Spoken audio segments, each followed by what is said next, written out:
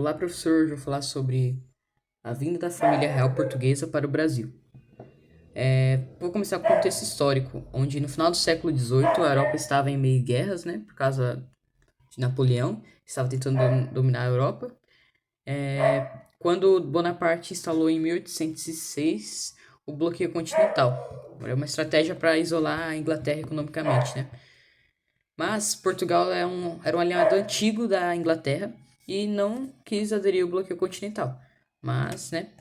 Então, Dom João conseguiu, que era príncipe regente de Portugal, conseguiu furar esse bloqueio continental, enganando Napoleão Bonaparte. Foi a única pessoa que conseguiu enganar ele, né? Fazendo com que ele conseguisse manter relações econômicas com a Inglaterra. Quando Napoleão descobre isso, ele envia exército para dominar Portugal, né? Mas quando ele chega em Portugal, o exército de Napoleão chega em Portugal, só vê a família real indo embora, escoltada pela Inglaterra e o exército inglês defendendo Portugal, né? Então eles viram todos os barcos indo embora com a família real portuguesa. Então a família portuguesa, né, chegou aqui no Brasil e se estabeleceu aqui, transferindo a corte portuguesa para o Brasil em 24 de novembro. E aconteceu no Rio de Janeiro, né? No caso, eu não falei. E por causa que estava em guerra lá em Portugal, mas a Inglaterra defendendo lá. O Dom João VI estabeleceu aqui a abertura dos portos, né, brasileiros, onde o Brasil conseguiria ter relações econômicas com outros países sem ser uma colônia, né, sem uma permissão de Portugal. Ele podia fazer livremente relações econômicas com outros países, favorecendo o desenvolvimento econômico do Brasil, iniciando uma época de crescimento econômico, né? Então, concluindo aqui que a fuga, né, entre aspas, da família portuguesa para o Brasil foi um evento importante, por causa que foi onde o Brasil começou a deixar de ser colônia e virar um reino próprio, né? Bom, professor, vale ressaltar também agora falar as fontes secundárias e fontes primárias bem rapidinho. As fontes primárias, a gente pode utilizar os decretos, como os decretos da abertura dos portos, né? Fontes como jornais da época, né? E fontes secundárias, nosso próprio livro didático, uma fonte secundária para citar. Bom, vou falar sobre aqui a Revolução em Pernambuco. Ele foi um movimento que se iniciou em 1817 e ele foi um movimento contra Dom João XVI, que ele era um líder político que esteve no país, ele veio junto com a família real e esse movimento foi contra ele por causa da insatisfação da dominância portuguesa. E este movimento aconteceu também por causa da sua política pública. E muitos deles que participavam deste movimento queriam que se rompesse esse domínio português.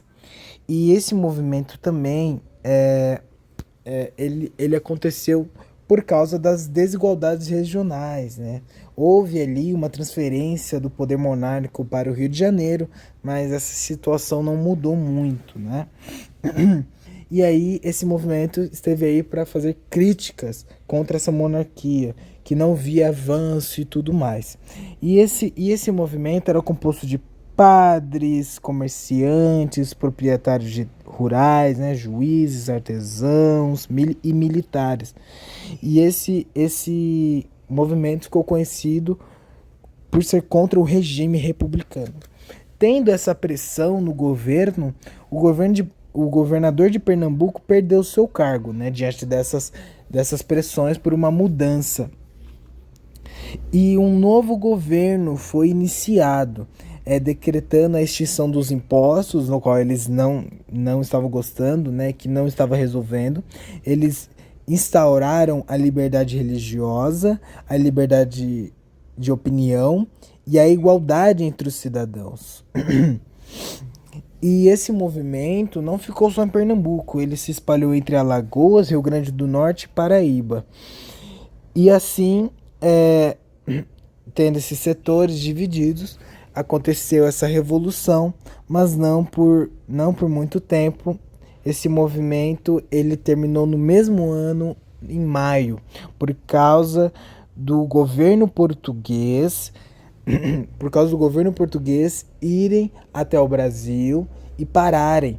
Mais de 200 pessoas foram julgadas e executadas. 200 pessoas, mais de 200 pessoas foram presas, né, e só foram receber liberdade por ordens da Corte de Lisboa em 1821. Bom, aqui tem um pouco das construções da época, que são assim. E esse aqui é meu dado, minha fonte primária, que é a Bárbara Alencar, que tem sido, ela foi presa.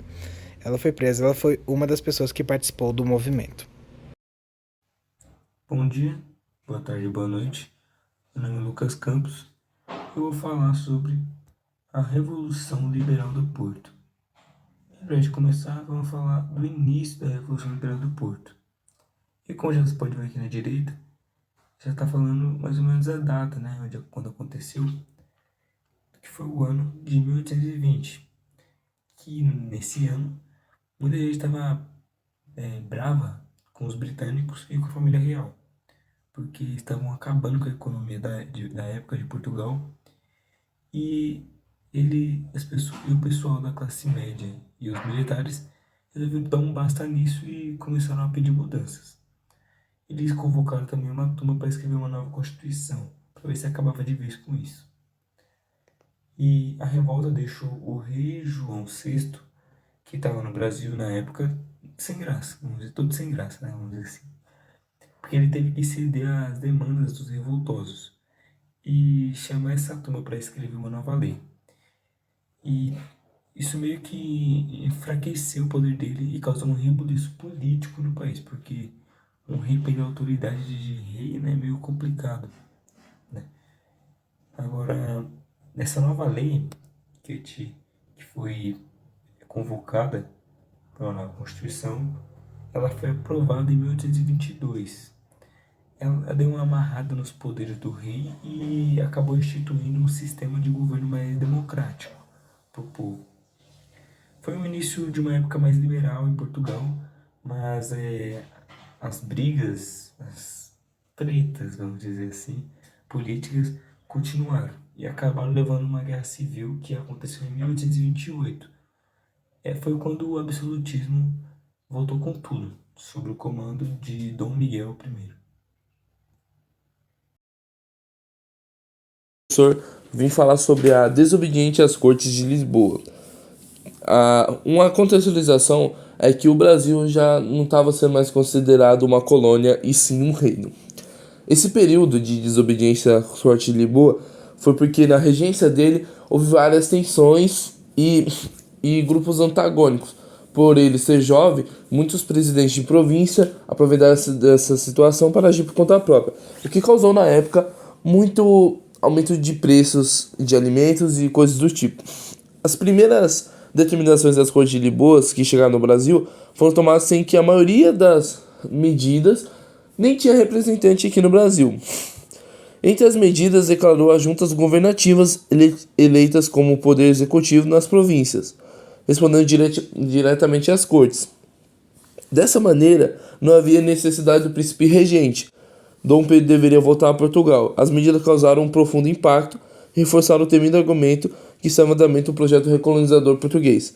Esse projeto consistia em que o Brasil voltasse a ser uma colônia, porque eles não gostaram nada da ideia que o Brasil tivesse sua própria economia e não ajudasse eles. Não ajudava eles, e então eles não estavam gostando da ideia. E então grandes proprietários rurais e outras pessoas não estavam gostando dessa ideia de um projeto recolonizador. E com a ajuda de José Bonifácio, esse homem que está nessa foto, eles criaram o Partido Brasileiro, que com esse Partido Brasileiro ele juntou 8.000 assinaturas para que Dom Pedro permanecesse no Brasil. Então, no dia 9 de janeiro de 1622, o ano mais importante da história desse Corte de Lisboa, o príncipe regente decidiu ficar, que ficou na história conhecido como Dia do Fico. Essa foto é a representação do Dia do Fico e como todo mundo agiu. Apesar de muitas pessoas terem gostado, isso diretamente não gostou a própria Corte de Lisboa. Logo após, ele criou em maio de 1622 a Lei do Cumpra-se, que tudo que vinha de Lisboa, se ele não falasse cumpra-se, não existia.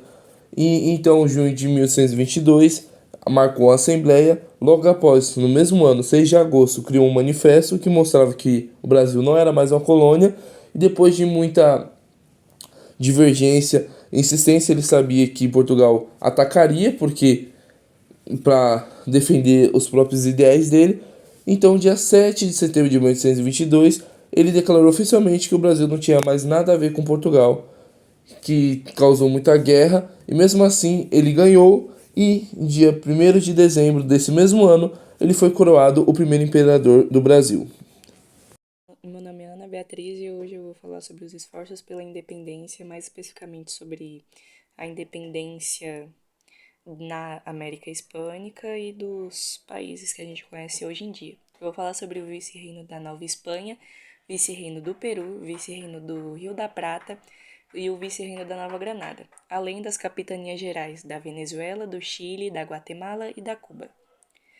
No vice-reino da Nova Espanha, que hoje a gente conhece como o México, a independência começou em 1810 com Miguel Hidalgo e foi concluída em 1821 por Agustín de Iturbide e Vicente Guerreiro. No vice-reino do Peru, José de San Martín proclamou a independência em 1821 e Simão Bolívar consolidou com a vitória na Batalha de Ayacucho em 1824. No vice-reino da Prata, que hoje a gente conhece como Argentina, teve a Revolução de Maio, em 1810, que marcou o início do movimento. E depois eles tiveram a independência declarada em 1816, no Congresso de Tucumã. O vice-reino de Nova Granada, que hoje é a Colômbia, Simão Bolívar liderou o movimento, culminando na vitória de Boyacá em 1819, que garantiu a independência do país. Agora as capitanias gerais. A Capitania Geral da Venezuela foi também liderada por Bolívar e foi consolidada em 1821 com a vitória em Carabobo. Na Capitania Geral do Chile teve a Revolução de 1810 e a vitória na Batalha de Chacabuco em 1817, mas apenas permitiram a independência definitiva em 1818. Na Capitania Geral da Guatemala, na América Central, elas foram influenciadas por movimentos vizinhos, de países vizinhos, e as províncias declararam a independência da Espanha em 1821. E, por fim, na Capitania Geral da Cuba, teve a luta prolongada, que começou com a Guerra dos 10 Anos, de 1868 a 1878, e resultou na independência formal apenas em 1902, após a Guerra Hispano-Americana. Agora eu vou falar sobre as minhas fontes.